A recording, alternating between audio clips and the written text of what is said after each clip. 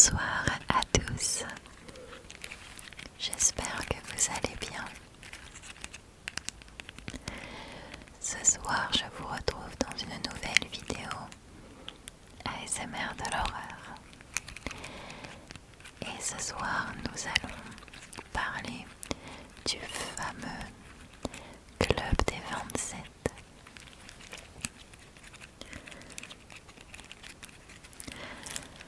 Pour ceux et celles qui ne savent pas ce que c'est, le Club des 27 ou le Forever 27 Club est le surnom donné à un ensemble d'artistes célèbres du rock et du blues qui ont tous pour point commun,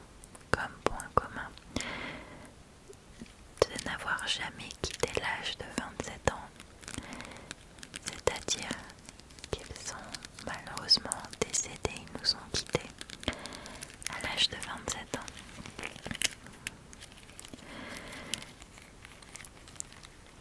C'est une histoire qui me fascine en quelque sorte. Et c'est même dans certains cas devenu un running gag. Et lorsqu'une célébrité de la musique franchit le cap des 27 ans et passe à 28, le monde presque souffle, comme pour dire vieux. Il a passé ou elle a passé le cap fatidique des 27 ans. Donc maintenant, presque, cette personne est immortelle finalement. C'est devenu une légende un peu sombre du monde de la musique. Donc voilà. Ça a commencé avec les morts très rapprochés de Brian Jones, Jimi Hendrix, Janis Joplin et Jim Morrison entre juillet 1969 et juillet 1971. Ces artistes, en l'espace de 2 ans, nous ont tous quittés à l'âge de 27 ans.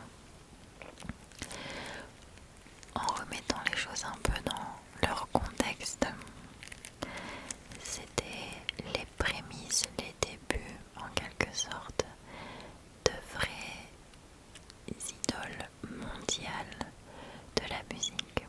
Alors, je parle pas des groupes genre les Beatles, etc. Je parle vraiment d'un artiste qui était mondialement connu. Également, le point commun presque entre tous ces artistes, c'était l'accès trop facile qu'ils avaient aux drogues et à l'alcool. Le fait que tout leur paraissait accessible et on leur donnait accès à tout finalement en réalité. Et justement ça faisait couler de l'encre dans les tabloïds que par exemple Jimi Hendrix ait fait ce concert en étant totalement arraché. C'était une sorte de bonne publicité aux dépens de la santé de ces artistes. Puis en 1994, c'est Kurt Cobain qui fut ajouté à cette liste. Kurt Cobain s'est ôté la vie tout simplement en écrivant une dernière lettre qui est... Elle m'a fait quelque chose cette lettre parce en fait il parle à quelqu'un, pas une personne de sa famille, mais certains pensent qu'il parlait à lui quand il était petit ou à son ami imaginaire quand il était enfant. Et cette lettre est mondialement connue, a été étudiée par des dizaines et des dizaines de profilers parce qu'on n'était pas sûr que ce soit lui qui l'ait écrit. Elle a été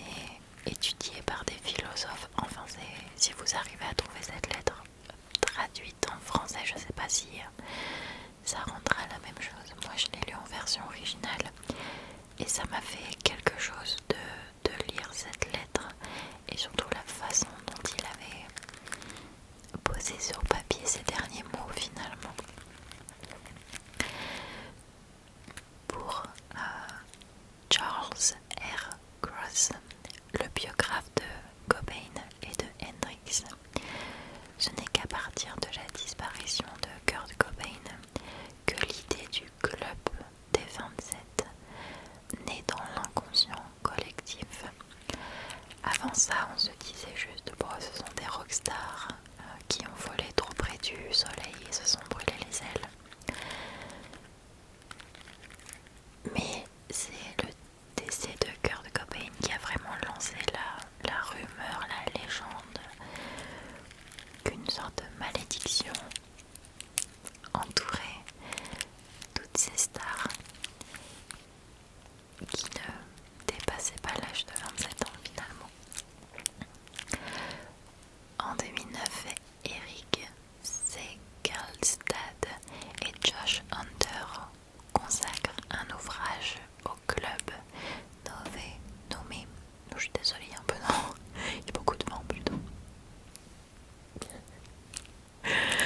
nommé The 27th, The Greatest Myth of Rock and Roll, le 27e, si je traduis, le grand mythe du rock'n'roll. Il considère que les musiciens qui deviennent stars vers 20 ans adoptent rapidement des comportements à risque pour joindre le panthéon des rockers superstars disparus.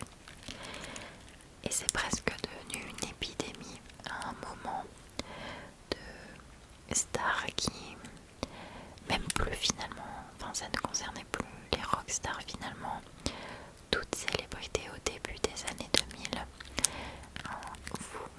Si vous êtes de cette génération, vous avez sûrement vu toutes les couvertures de magazines People de célébrités qui se sont fait arrêter parce que, enfin, possession de drogue, alcoolémie sur la voie publique, conduite en état d'ivresse, c'était devenu presque un mode de vie de consommer des produits illicites à profusion, d'être photographié, les pupilles complètement dilatées, à moitié par terre dans la rue.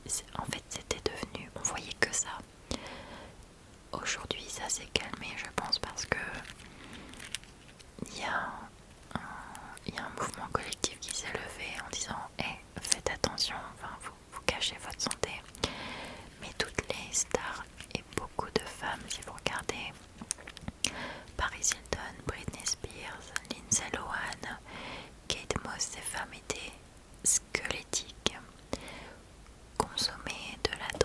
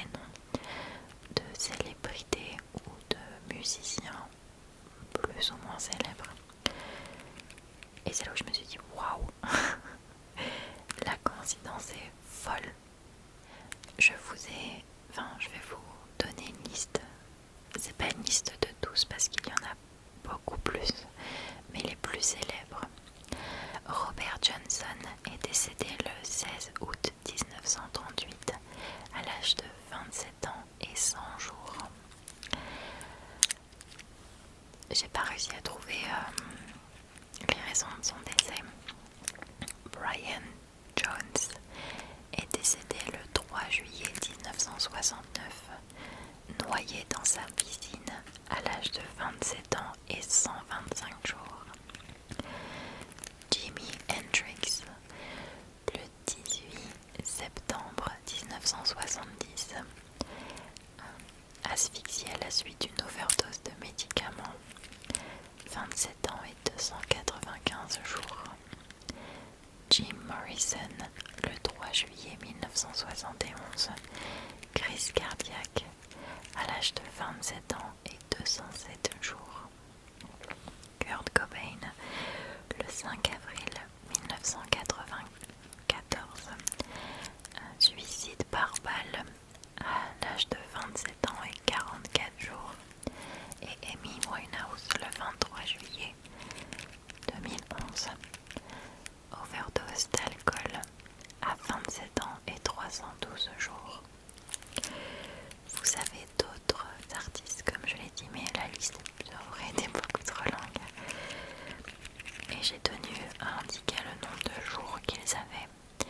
Amy Winehouse approchait de son 28e anniversaire finalement, mais tous étaient bien ancrés dans leur 27e année. Il existe plein de documentaires sur le Club des 27 qui exposent plusieurs théories. Il y a la théorie justement du fait qu'ils sont devenus des stars trop jeunes.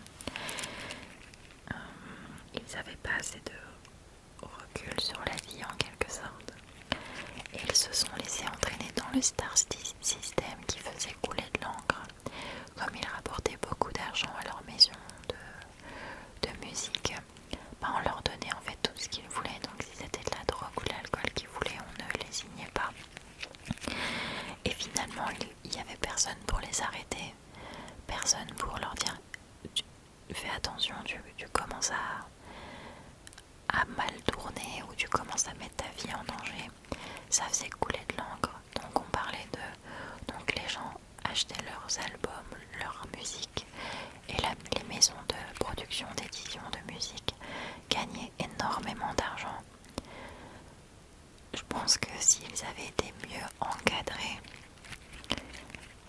on n'en serait pas arrivé là, que ce soit un encadrement psychologique, puisque certaines personnes étaient profondément dépressives, Amy Winehouse, Kurt Cobain parmi tant d'autres, mais surtout un encadrement sur leur santé et ne pas les laisser se détruire finalement pour rapporter de l'argent à la maison d'édition. Il y a également une théorie, ça j'en avais entendu parler.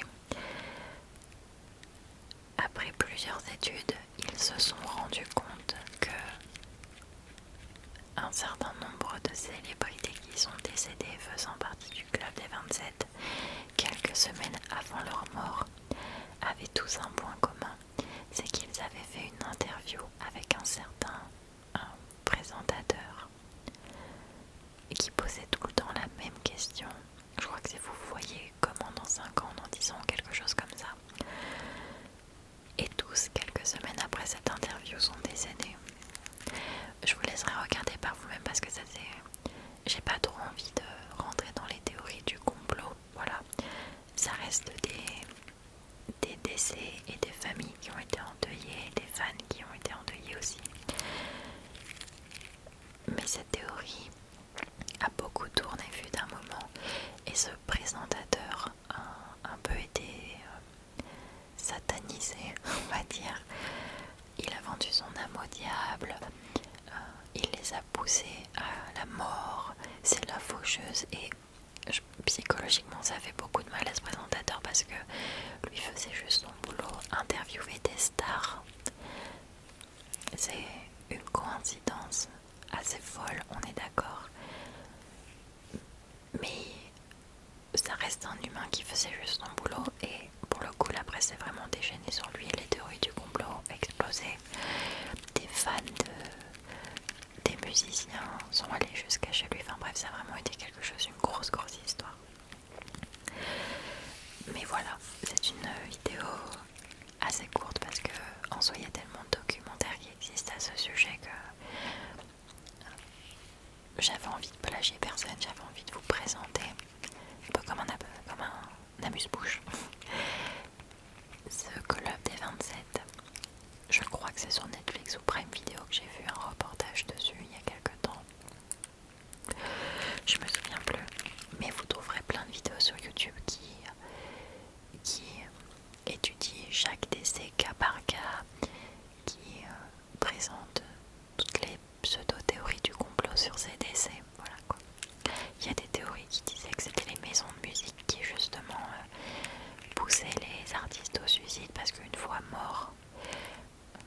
ils allaient gagner énormément d'argent parce que les gens allaient leur pleurer, ça allaient les pleurer, ça allait faire des couvertures de magazines, les gens allaient acheter leur album, ils allaient pouvoir sortir des titres posthumes en disant ah bah on avait enregistré ce titre là avant que la personne décède, on le sort dans un album exclusif. Enfin, voilà, des théories du complot autour de ça, il y en a eu beaucoup.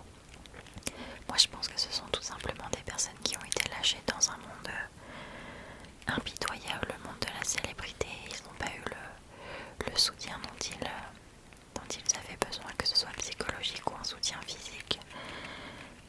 Et ils ont fini malheureusement par s'éteindre au sommet de leur gloire. Voilà. J'espère que cette vidéo vous aura plu.